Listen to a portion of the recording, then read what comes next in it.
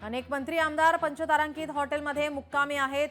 हिवाळी अधिवेशनाच्या पार्श्वभूमीवर या ठिकाणी अनेक मंत्र्यांनी आमदारांनी पंचतारांकित हॉटेलमध्ये मुक्काम ठोकलाय। मंत्री, राज्यमंत्री, सनदी अधिकारी आणि आमदारांसाठी शासकीय बंगल्यांसह आमदार निवास उपलब्ध असतानाही अनेकांनी नागपूरमधील लक्झरी हॉटेलला प्राधान्य दिलंय।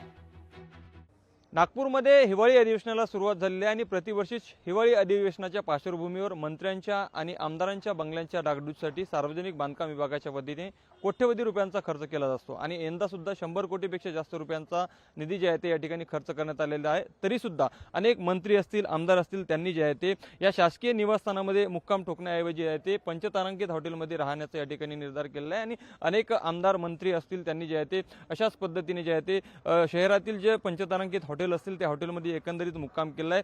जवळपास मागील 1 ते 2 महिन्यापासून सार्वजनिक बांधकाम विभागाच्या माध्यमातून रवी भवन असेल, आमदार निवास असेल आणि इतरही जे काही शासकीय निवासस्थाने असतील त्यांचं डागडुजीचं काम या ठिकाणी सुरू होतं आणि एकंदरीत आता शासकीय जे निवासस्थानं होती ते देखील सुसज्ज जे आहे ते करण्यात आले आहे। जवळपास 100 कोटीपेक्षा जास्त निधी जे आहे ते यामध्ये खर्च करण्यात आले आहे आणि इतर विभागाच्या माध्यमातून देखील मोठा निधी जे आहे ते खर्च केला गेला आहे। तरी सुद्धा जे आहे ते जे नेते असतील, आमदार असतील, मंत्री असतील, हे सर्वजण जे आहे ते या शासकीय निवासस्थानामध्ये राहण्याऐवजी जे आहे ते पंचतारांकित हॉटेलमध्ये या पद्धतीने जे आहे ते मुक्काम ठोकतात। त्यामुळे नक्कीच जे आहे ते सर्वसामान्यांकडून एकंदरीत प्रश्न उपस्थित केला जातोय की मोठ्या प्रमाणामध्ये जो शासकीय निधी शासकीय बंगल्यांवरती जे आहे ते डागडुजीसाठी खर्च केला जात असताना सुद्धा पंचतारांकित हॉटेलमध्ये जे आहे ते आमदार, मंत्री राहत असतील तर मग हा जो सर्वसामान्यांचा निधी आहे हा शासकीय बंगल्यांवर जे आहे ते डागडुजीसाठी का या ठिकाणी खर्च केला जातो असा सवाल या निमित्ताने आता उपस्थित केला जात आहे।